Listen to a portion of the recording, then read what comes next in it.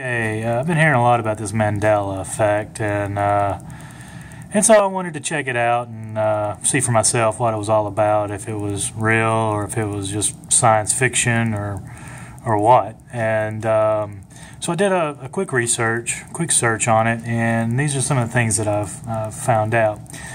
Now, you can take it for what it's worth. You can do the research on your own, which I suggest that you do. Or, you can just watch YouTube videos all day long and believe all the garbage that's being put out there on it right now.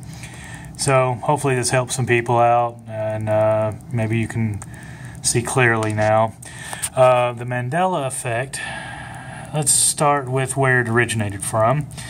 And if you want to type in this address, themandelaeffect.com, it will bring you to this webpage that is been created by this person named Fiona Broome, and she basically is taking credit for the term itself, coining the phrase, the Mandela Effect. Now, before we get into that, of where she actually came up with this from, let's do a little bit of research on Fiona Broome herself. And so if you do a nifty little search on Fiona Broome, you will find out that she is an author, and an author of occult books. So she likes to write about ghosts and ghost hunters and is your house haunted, and anybody that has done any research on the occult knows that it has its roots stemmed in Satanism. And so we find out that, she is an occult writer, and she has now coined this phrase, the Mandela Effect. So let's find out where all this happened. And she states this on her website that many years ago she was one of two people who coined the phrase Mandela Effect during a conversation in Dragon Con's green room. And we'll get back to this conversation part later, but let's go and find out what Dragon Con is all about, because that is where this Mandela Effect was birthed. So we go up here and we'll find out what Dragon Con's all about. Dragon Con is a convention that combines all genres of science fiction. And it's very key that you realize that the Mandela Effect was birthed at a science fiction convention. And so we'll go back and just see exactly how it was birthed again, and it was birthed during a conversation between her and another person called Shadow.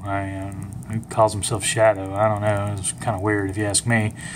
But anyways, they were basically talking about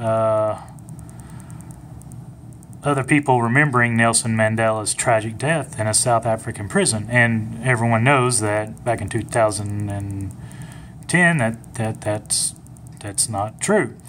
We know that Nelson Mandela did not die in prison, but was released from prison and later became president of South Africa. And this is the key part of it. It was mentioned in a conversation, which brings me to my final point of this debunking, and that is the power of suggestion. And if you want to type in this website, or you can just do a Google search or Bing search on the power of suggestion, and it'll pull up this article for you. And it basically is, stating on how we react and how we remember things when it is suggested to us. So, people are relying on their memories of certain events and certain, books or, commercials or cereal boxes or whatnot. And you're relying on something that is fallible. You're relying on your memory. And you're like, oh, no, I know this for a fact.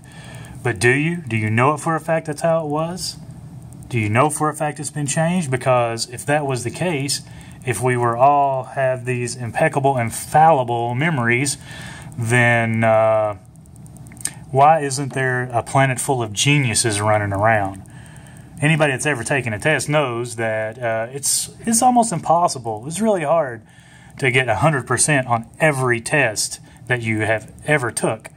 And to claim you have this memory that you can remember every single detail and every single thing is just false. It's bunk. People's memories are fallible, and what they are remembering is a suggested memory. And basically, you know, do the research on it. You know, you think it was Berenstein or Berenstain or whatever you want to call it, do the research on it. You know, timelines and realities have not shifted. The Bible has not changed. I'm going to do a video on the Bible debunking all the changes that people say has happened within the King James Bible, and it is not. But unlike most people on YouTube, I like to get my facts straight and have my research done and handy and have everything ready to go. And I will have that to you guys shortly.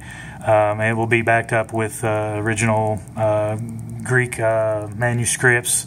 I won't say the originals, but I mean copies of what was translated from the Greek and the Hebrew. And you know, we'll go from there whenever I put that video up. But you know, just you guys have to do your own research. You can't believe everything that you see on YouTube, because there's a lot of crazy people out there. A lot of crazy people.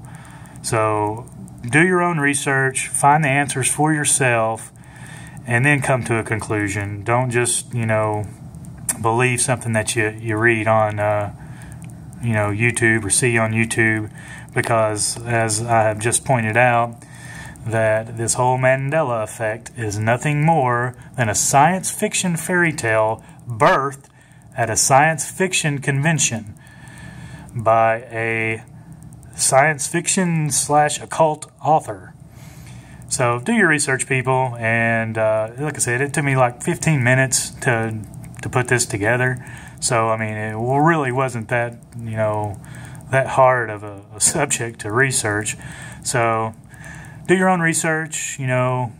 Pray to Jesus, and he'll show you the truth. The Bible says that you shall know the truth, and the truth shall make you free. And if you have the Son, if you have Jesus, then you are free indeed. So that's really all I have to say on it right now. Feel free to leave a comment if you choose. If not, I will see you on the next video when I debunk the changes to the Bible. Thank you.